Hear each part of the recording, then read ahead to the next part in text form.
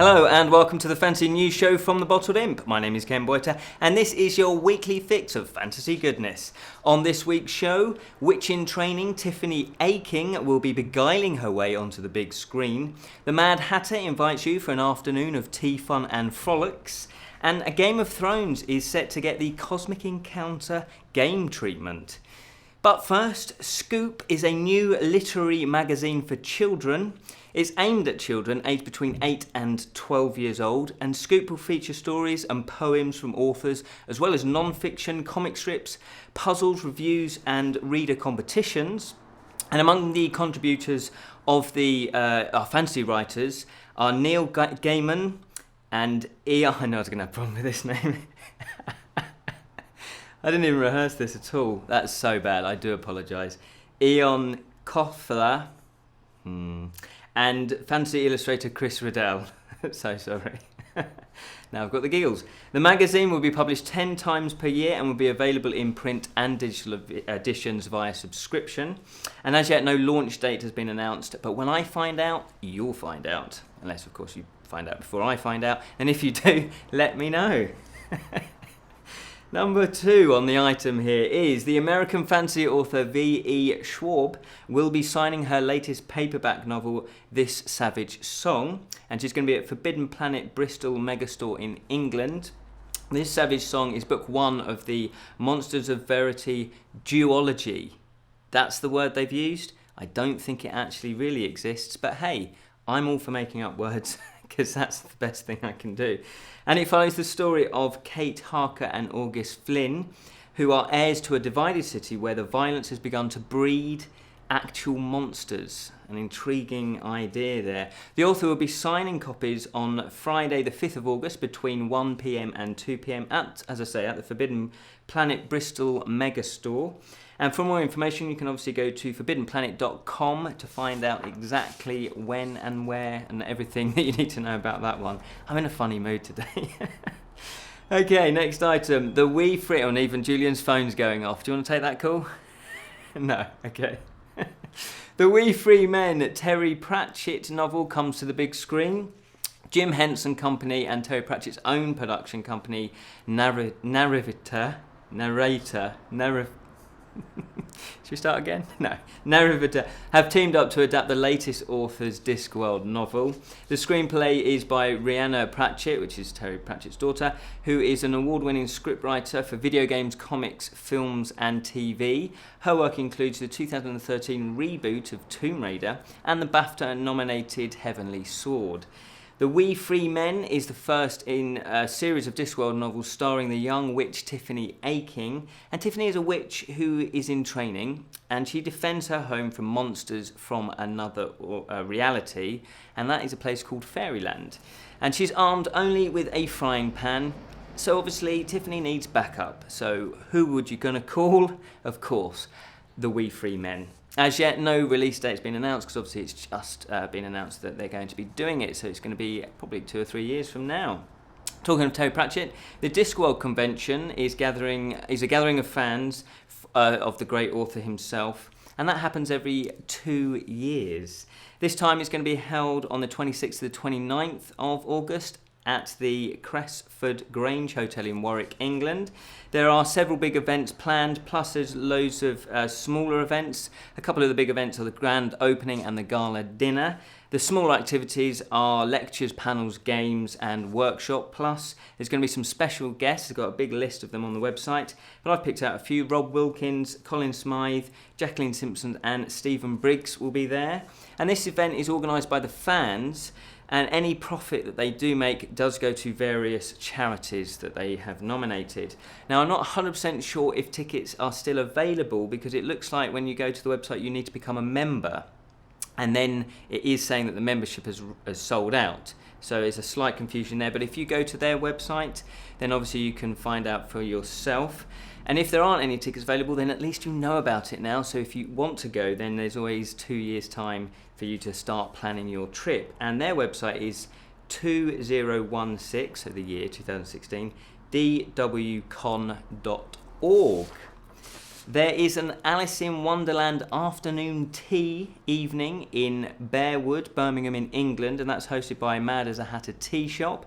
They'll be serving a Hatter's afternoon tea with a choice of 163 different teas. I didn't even know 3 existed. Well, there's Builder's Tea, there's Green Tea, and Hotel Tea. Is that another one? Anyway, they'll also be serving coffee, slushies, and also the Wonderland milkshakes will be available too. And obviously you've got all the scones and that sort of stuff. There is a dress code, and it's strictly Alice in Wonderland style, as you would imagine. There's 2 sittings available, one at 5:30 to 7, and one at 8 p.m. to 9:30, which is adults only, and you can bring your own alcohol. To book, you can message on their Facebook page, which is facebook.com/madasahatteruk, and you can also find their telephone number there if you prefer to call. Fantasy Flight have announced a new Game of Thrones game that they say is a game of intrigue and influence for 3 to 5 players. Now, I have noticed that the word intrigue and influence is used a lot when describing games, so I'm not sure that tells you exactly everything, but I would imagine it's in the vein of the books and the television show. The big difference, though, is that they are using the same gaming system from the classic board game Cosmic Encounter. So those of you that don't know how Cosmic Encounter works, basically it's where you battle each player, but you need to form alliances so you can all gang up on one person. But equally, you can then break those alliances, and they are broken very quickly, believe you and me. And the board game this one is called the Iron Throne, and that allows players to command the great houses of Westeros, and obviously, as I say, you'll be pitting characters against each other to create epic battles and create epic schemes. It's currently in development, and as they say, as yet, there's no release date, so you can find out more. You can visit fantasyflightgames.com. Kickstarter news: War of the Nine Realms by Wotan Games is gearing up for their Kickstarter campaign. And as I say, they're gearing up because it actually starts on this Saturday, the 30th of July.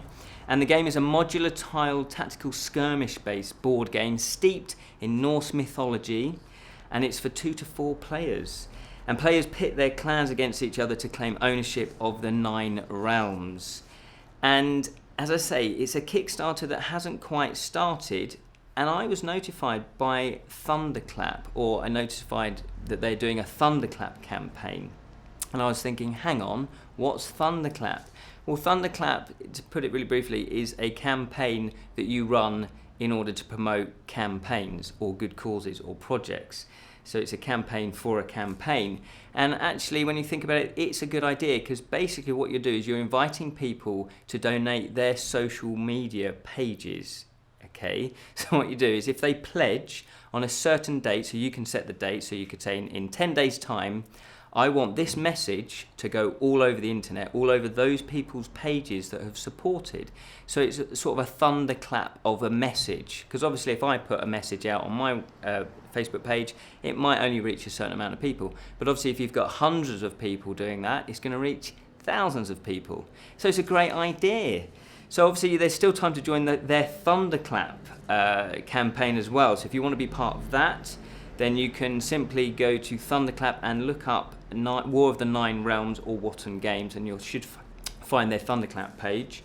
Now, we also did an interview with the managing director of Wotan Games, Lawrence O'Brien, when we were at the UK Games Expo, and we did go into quite good detail about War of the Nine Realms, so you can find that out on our channel.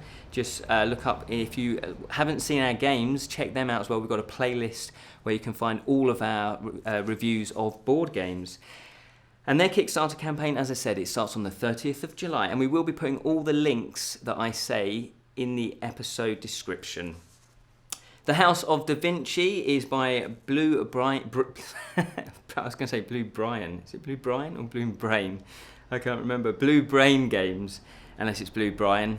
And it's a 3D puzzle adventure computer game, and this looks really beautiful. It's set in the exact time of Da Vinci, which is 1506, where he lived and worked, and the storyline is that Da Vinci has disappeared. And you have to discover why and where he is by solving mechanical puzzles, brain twisters, and baffling riddles, all based on Da Vinci's actual historical inventions and conceptions. The game looks stunning. It does look really beautiful, and there's a lot of images from the game and a few videos as well showing the gameplay that you can check out. It will be available on Android and PC, and it finishes on the 16th of August. Pariah Missouri is a collection of the supernatural frontier graphic novel saga. It's created by Andres Salazar and Jose Luis Pescador. Sorry. And it's book 3. And this one is called Stone Age Pagans. And it's book 3 of the series. And it's a 110 full colour page story about people of a mysterious frontier town called Pariah.